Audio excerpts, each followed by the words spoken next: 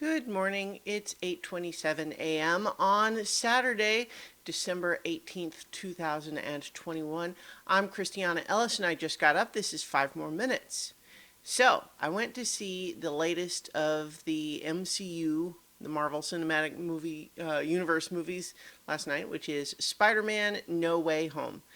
The third of the Spider-Man movies, directed by John Watt, starring Tom Holland as Spider-Man.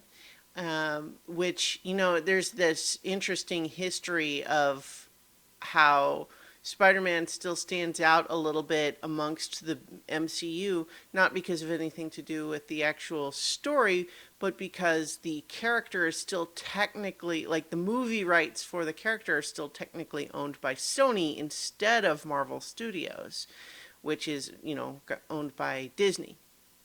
And so there was, back around the time of Captain America Civil War, the big breakthrough where the studios decided to partner up and allow the Marvel Cinematic Universe to have their version of Spider-Man, which had been a struggle up to this point. But I was looking forward to the new Spider-Man movie because I'm someone with, a passing interest in the character.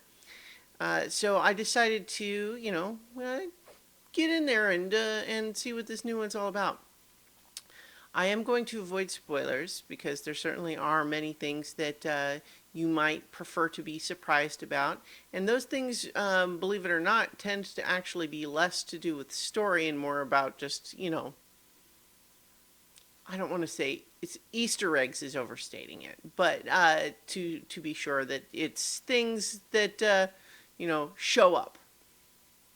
And you might have an inkling of what I'm talking about, but I'm basically just letting you know I'm not going to confirm or deny any specific instances of that, other than to just say the premise of the movie is, as we've seen in the trailer, that we finished the last Spider-Man movie with young Peter Parker having his identity revealed to the whole world via, it's a little bit unclear whether it's TV or the internet. It seems like it's probably more like the internet, but it's kind of, in fitting with these modern times, J. Jonah Jameson is basically an Alex Jones InfoWars type figure. But in any case, his identity is revealed. A lot of people think that he killed Mysterio, who was actually a good guy. Those of us who saw the movie know that's not what happened. But in any case, the movie just picks right up with that and just shows how devastating a blow to his life that is. And more to the point, it's not only his life, it affects all of the other people that he cares about. His aunt, his friends, and all of that sort of thing. Just suddenly he's in the boat of, putting them in danger. And it's interesting because while it's much more common in the comics, Peter has been largely an exception in the MCU in the sense that he had a secret identity at all. Most of the Marvel characters, that's not the case, or at least in the movie versions anyway. And, so having Peter, trying to have the secret identity, because the truth is he's still just in high school and has a lot of people close to him that, might be in danger if they know, right? If people know who he is. That makes it tricky. And so he decides to enlist Doctor Strange's help. Not even really on his own behalf, but because he just sees how this revelation is hurting the people close to him. But the spell goes wacky, because of course it does, because it's a movie. And, that's where everything blows up. But truth is, if you're watching this video, you probably know that. And so if you watch the trailer, that's what happens. But one of the things that I really, I'll be clear about this because I don't think I've said it straight up right now. I loved it. I loved it. I thought it was fantastic. Amazing or spectacular even. it is certainly full of what you could call fan service, but it's also just like, I mean, what are you going to this movie for? If not for fan service, you know?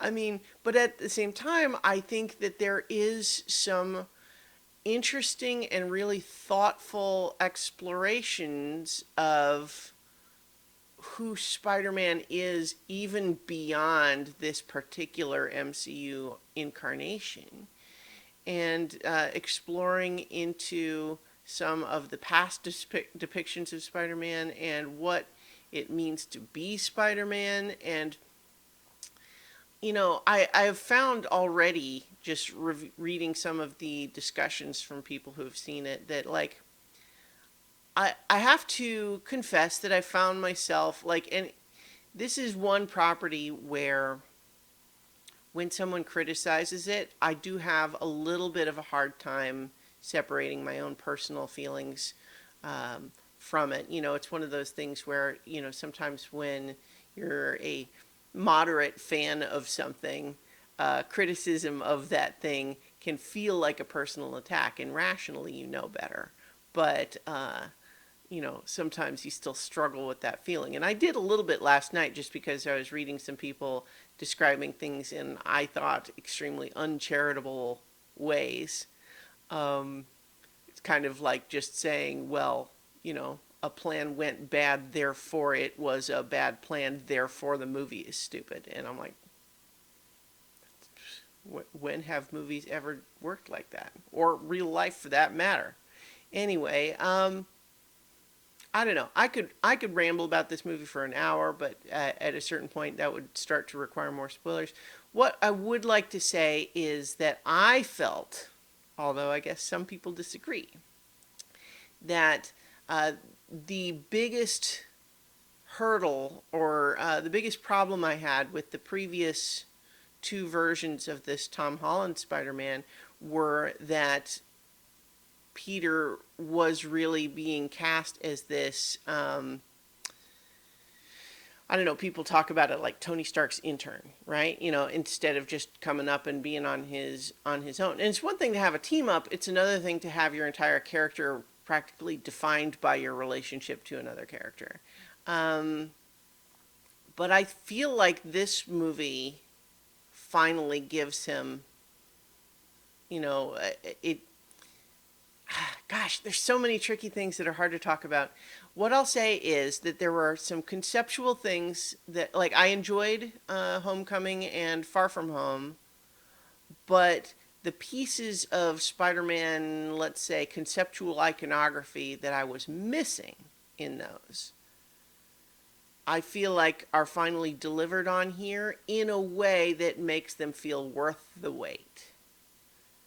And also lots of fan service and resolving loose threads that I hadn't thought about in a long time in some emotionally cathartic ways that I wasn't expecting. It's wonderful. I loved it. And, like, as I said, I consider myself a moderate fan of the character. And so I wanted to check out his latest endeavors. And my